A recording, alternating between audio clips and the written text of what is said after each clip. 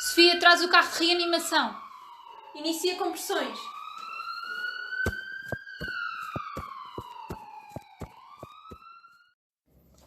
Bom dia! Bem-vindos a mais um episódio do nosso podcast Saída de Vela. Eu sou a Sofia. Eu sou a Valéria. E hoje trazemos aqui um episódio de Enfermeiras em Ação, não é? De ensinos, que vamos falar sobre a patologia da diabetes. O que é a diabetes, porque é que ela acontece, características da doença e também ensinos sobre como atuar perante uma pessoa que possa não se sentir tão bem e que seja portadora de diabetes. Só assim, aqui uma curiosidade para começar. Dia 14 de novembro é o Dia Internacional da Diabetes. Porque a diabetes é uma patologia que tem uma grande incidência a nível mundial e também aqui em Portugal, e cada vez mais pessoas são afetadas com esta patologia, e por isso é muito importante haver informação sobre isto e as pessoas estarem E de forma informadas. simplificada, Exatamente. não é? Porque muitas das vezes nós relacionamos a diabetes ao açúcar. Yeah. É o açúcar. É o açúcar no É sangue. insulina, é Tem a ver insulina. com açúcar, é com a insulina, e por isso vamos falar também aqui um bocadinho do início de tudo, assim, das bases, que é o que é a glicose, que se fala tanto, o que é isto, o açúcar, a glicose, e o que é a insulina, não é? Começa lá tu, Valéria. a Queres que eu explicar. dê aqui uma de professora de biologia? Sim. Tá bem, então eu posso começar a dizer o que é a glicose. Então, a glicose, que também pode ser chamada destrose, é uma molécula. Isto é o quê? Uma molécula simples de carboidratos. Hidrato de carbono, digamos assim. Que é o monossacarídeo. E esta maioria destes carboidratos, destes hidratos de carbono, está composta na nossa dieta, o que comemos diariamente, que são, por três monossacarídeos, a glicose, não é? A frutose e a galactose. Por exemplo, para não complicar, posso-vos dar o exemplo do nosso açúcar, aquele que usamos para os bolos, para o café, para tudo. Este açúcar chama-se sacarose, que é a junção dos dois monossacarídeos, que é a glicose e a frutose. Por exemplo, já o leite é a junção da glicose com a galactose. Não sei se vocês sabiam, eu também não sabia, aprendi hoje. Sempre a aprender. Exatamente. Portanto, e o nosso corpo tem que estar sempre com um equilíbrio entre a glicose e a insulina. Como assim? Então, após nós comermos estes hidratos de carbono que nós ingerimos, vão passar pelo processo de digestão. Portanto, digerir um hidrato de carbono significa quebrá-lo, portanto, parti-lo em vários pedacinhos, até que eles se libertem destes tijolos da glicose, frutose e galactose. Portanto, é dividi-los, basicamente. E no nosso intestino, estas moléculas vão ser absorvidas até que chegam à nossa circulação sanguínea.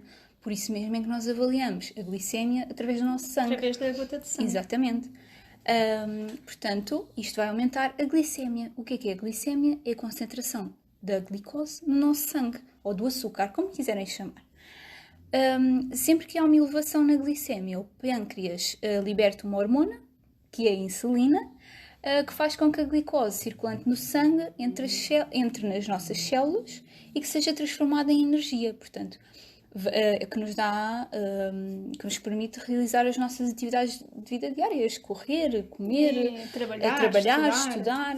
Pronto, Precisamos todos de energia e é assim que ela é transformada, portanto. Então, e o que é que acontece então num organismo, numa pessoa com diabetes? Não consegue fazer este equilíbrio da glicose e da insulina, e o que é que acontece? Uma pessoa com diabetes, o seu pâncreas não produz pouca ou até nenhuma insulina que é necessária para sintetizar a glicose, o açúcar, e então esta não vai entrar nas células. O que é que vai acontecer? Vai haver um aumento dos níveis de açúcar no sangue e um déficit de energia neste organismo. Aqui introduzimos dois novos conceitos que nós usamos muito na nossa prática clínica e que também vocês já devem ter ouvido falar quando se fala na diabetes, que é a hiperglicemia e a hipoglicemia.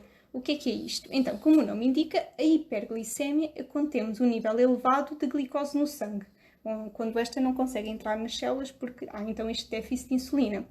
Isto acontece normalmente depois das refeições, quando ingerimos hidratos de carbono. Então, quais são os sintomas da hiperglicemia? Então, as pessoas têm um aumento da sede e da fome, têm uma sede e fome muito excessiva, que se quiserem saber o nome técnico é, quando uma pessoa tem muita sede é a polidípsia e quando tem muita fome é polifagia. O que também acontece quando bebemos muita água é que temos muita vontade de ir à casa de banho. Portanto, também há um aumento da frequência urinária que se chama poliúria, é um nome técnico. Também pode acontecer haver secura na boca, que é xerostomia, visão turva, desorientação e náuseas e vômitos também pode acontecer. Pronto, ao contrário da hiper, temos a hipoglicemia, que é quando as concentrações de glicose são baixas no sangue, obviamente. Acontece quando a pessoa ou salta uma refeição, ou não come há algum tempo, ou está a fazer exercício de forma excessiva, e por isso todo o açúcar do corpo, as células já o sintetizaram, portanto está aqui com uma carência. Pronto, esta pessoa, o que é que pode ter? Pode ter palidez, pode ter suor, fraqueza, estar um bocadinho mais desorientado. E é importante estarmos sempre atentos a estes sintomas, porque esta pessoa pode desmaiar ou ter alguma complicação. Agora vamos a um exemplo prático. Vamos imaginar que temos uma amiga, ou um amigo, um familiar que tem diabetes e esta pessoa sente-se mal à vossa frente. E agora, o que é que fazemos?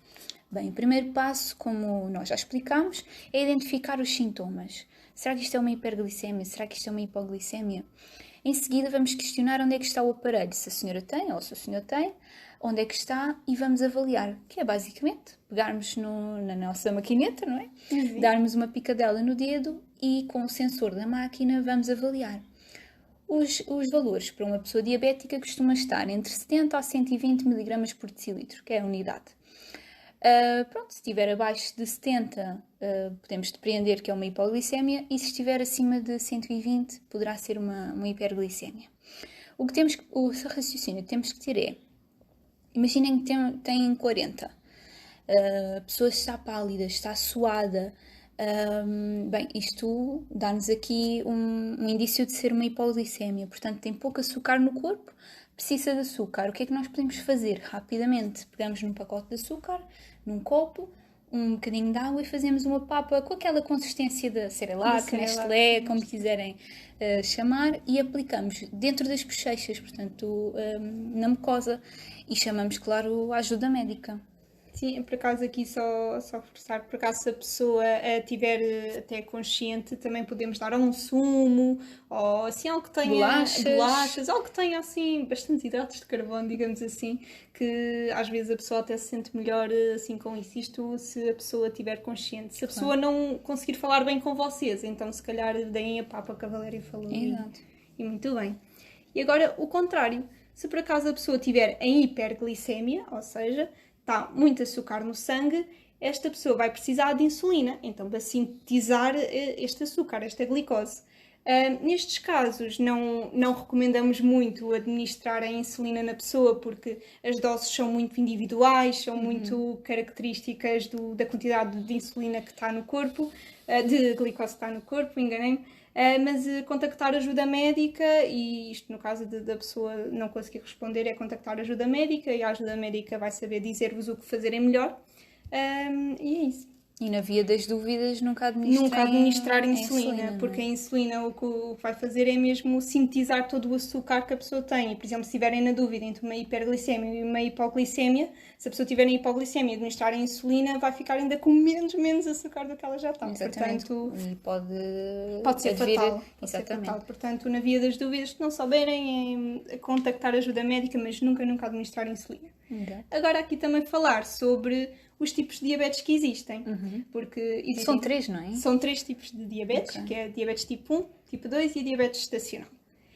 Este que tivemos assim a falar mais agora, que é o mais comum que existe e que há incidência, é o diabetes tipo 1, ou diabetes de insulino-dependentes, em que o pâncreas destas pessoas não produzem nenhuma insulina mesmo. Ou seja, por isso é que são insulino-dependentes, como não produzem insulina, o tratamento é feito com a administração de insulina artificial, digamos assim, externamente, que é administrada por injeções subcutâneas. Já tipo 2, vulgarmente conhecida por não insulinodependentes, acontece em pessoas mais velhas, com estilos de vida menos saudáveis, uma alimentação mais precária, pouco saudável, consumos de álcool, drogas, fumar e etc. Pronto, e estas pessoas são tratadas com comprimidos que se chamam antidiabéticos orais. E pronto, e com uma alimentação saudável e com exercício físico conseguem controlar a doença. Depois também temos o diabetes estacional, que ocorre a partir da 20ª semana de gravidez e que depois desaparece normalmente após o parto. Portanto, também pode ser gerida com dieta e exercício físico. Exato. Pronto, agora aqui dito tudo, isto também acho que é o mais essencial de saber sobre a diabetes. Queríamos fazer aqui uma reflexão final e para isso, para fazer esta reflexão, trazemos aqui um testemunho na primeira pessoa de uma pessoa que tem diabetes, que é o meu pai, pronto, que eu convivo com ele todos os dias e, portanto, sempre foi uma patologia que há muito tempo que fez parte, pronto, de que eu me lembro. E então, queremos aqui trazer para ele falar um bocadinho sobre isto, para dar o seu testemunho. Bem-vinda! Bem-vindo! Ok, obrigado também pela possibilidade de partilhar aqui a minha experiência com quem ouvir este podcast. Espero que muita gente ouça e que sirva de facto para alguma coisa, para muitas pessoas que sofrem desta doença. Sou diabético tipo 1, portanto insulinodependente há 15 anos, portanto já há algum tempo. Já tenho aqui muitas experiências boas, menos boas, que acontecem na vida de um diabético. No meu caso concreto, e durante estes 15 anos, no início em que foi detectada a diabetes, eu jamais me passaria pela cabeça os primeiros sintomas que tive poderiam ser esta doença. Portanto, e foram eles. Tinha muita sede, a visão turva. Portanto, à noite, quando olhava para a luz, via assim tipo um relâmpagozinho que a luz deixava, portanto era isso que sentia. E também ia muitas vezes à casa de banho, estava constantemente a ir à casa de banho e com muita sede porque bebia muita água, portanto daí também ir muitas vezes à casa de banho. Eram esses os principais sintomas e também os lábios um bocadinho secos, portanto eram principalmente esses os sintomas. Inicialmente não liguei muito a esses sintomas, eles manifestaram-se durante algum tempo e foi um dia que eu já estava pronto, com muita incidência desses sintomas e até com alguma dor, digamos assim, no corpo, digamos assim, sentia-me mesmo incomodado, que então resolvi ir a uma urgência médica ao hospital, portanto, e foi aí que já não saí de lá, pelo menos durante 2 semanas, fiquei lá e tive um bocadinho de sorte em ter ido, porque se tivesse demorado mais tempo, se calhar alguma coisa mais grave até podia acontecer, porque, para ter ideia, eu cheguei lá já com cerca de 700 é verdade. 700 de diabetes, portanto, é um valor demasiado elevado e podia entrar em overdose e podia não haver retorno. Portanto, era uma hiperglicemia muito alta. Muito alta, muito alta. Portanto, o conselho que eu dou às pessoas é estes sintomas é bom avaliar. Portanto, não custa nada, procurem ajuda médica, acho que é bom avaliar. Portanto, evitam situações menos agradáveis que possam acontecer com alguém. Pronto, testada a diabetes, não havia nada a fazer. Como sabem, esta doença ainda não há cura, portanto, tem que se viver com ela e é viver o dia a dia com ela. E numa fase inicial, aquilo que me custou também um bocadinho foi a adaptação. Agulhas detestava ao longe, nem ter qualquer tipo, nem vê-las. Eu quando levava uma vacina, e agora também, viro a cara para o lado e nem sequer posso ver darem-me uma vacina. Pronto, mas o nosso dia-a-dia obriga-nos a que isso seja ultrapassado. E com o tempo, de facto, foi ultrapassado. Levou aqui algum tempo para fazer esta gestão, mais até em termos de adaptar a vida diária, as nossas rotinas, o dia-a-dia, o nosso stress, os nossos cansaços, a alimentação. Portanto, houve uma gestão e uma adaptação que levou algum tempo. Pronto, passado algum tempo, porquê? Porque nós também nos estamos a conhecer todos os dias. Aquilo que eu pensava e as recomendações médicas que me davam poderiam funcionar bem, mas se a rotina depois alterava um bocadinho, já andava ali um bocadinho outra vez aos papéis a dizer, então, mas agora isto voltou aqui a uns valores estranhos, o que é que se passa? Bom, vamos nos conhecendo e com o tempo é que nos vamos conhecendo e adaptando às várias situações. Portanto, hoje em dia, creio ter já alguma consciência do que devo fazer para as várias situações, quer tenha hipoglicémias, quer tenha hiperglicémias, mas de vez em quando aparecem-nos algumas surpresas em que pensamos, ok, tenho a diabetes controlada, mas depois quando vamos fazer a medição dos valores da glicémia no nosso sangue, apanhamos assim algumas decepções, no sentido que pensamos, ok, está controlado, mas depois vamos ver e tem valores completamente alterados face ao que nós suspeitávamos. Isto porquê? Porque a diabetes, pelo menos no meu caso, não sei se é assim com toda a gente ou não, mas no meu caso, há fatores externos. E quando estou a falar de fatores externos, não estou a dizer que há alimentação, que devemos ter um controle muito rigoroso da alimentação, face à quantidade de insulina que ministramos, também temos que ter cuidado face ao tipo de alimentação, aos hidratos de carbono que consumimos, porque são esses que vão depois aumentar ou não o açúcar no sangue. Portanto, temos que ter alguns cuidados. Só que, além da alimentação, depois há o desporto que também devemos fazer e que é aconselhável fazer às pessoas com diabetes. E depois há um fator muito importante que é, e no meu caso tem algum impacto, que é o stress. Portanto, o stress, se nós andarmos mais chateados, mais enervados, se tivermos um problema que nos ocupe bastante tempo, portanto, para mim, esse também tem muita influência e altera os valores da glicemia que eu possa ter. Agora, se tendo consciência da insulina que temos que ministrar de acordo com as indicações médicas que recebemos e das consultas de rotina que faço, que normalmente é de 6 em 6 meses, portanto faço essas consultas de rotina. Se tivermos isso em conta, se levarmos uma vida mais ou menos regrada, uma alimentação também cuidada e fizermos algum desporto e, digamos assim, a nossa mente andar mais ou menos tranquila, acho que a gestão é muito mais fácil de fazer. Portanto, é o conselho que eu dou aqui às pessoas, é terem em conta estas indicações que são dadas depois também pelo médico que acompanha o doente. Pronto, é esta a minha história.